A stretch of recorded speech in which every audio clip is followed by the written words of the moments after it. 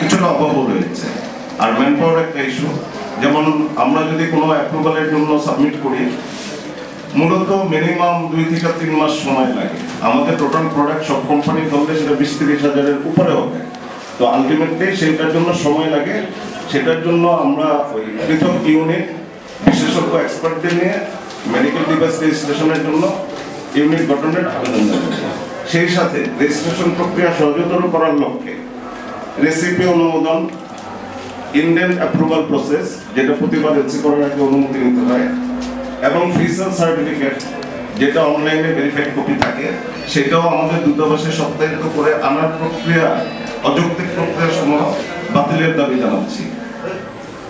আমাদের পার্শ্ববর্তী দেশ আমাদের রেজিস্ট্রেশন ফি পূর্ববর্তী নেতৃবৃন্দ বলে গেছেন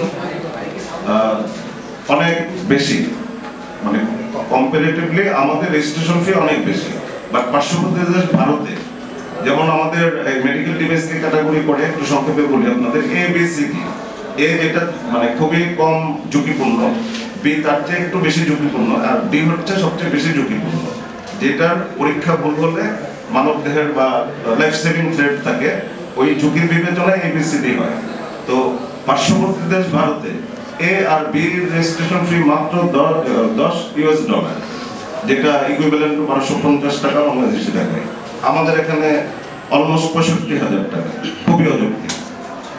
এতে দিন শেষে পণ্যের দাম বেড়ে যায় এবং আমাদের চিকিৎসা ব্যয়ও বাড়ে।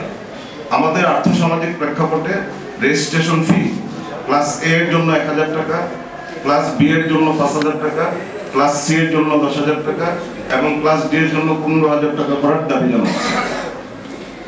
দেশের জনগণের অন্যতম মৌলিক চাহিদা উন্নতর চিকিৎসা সেবার স্বার্থে আপনাদের বহুল প্রচারিত পত্রিকা ও ইলেকট্রনিক মিডিয়ায় আমাদের ন্যায়সম্মত দাবিগুলো প্রচার করা ও ফলো আপের জন্য আপনাদের সদয় সহযোগিতা কামনা করছি।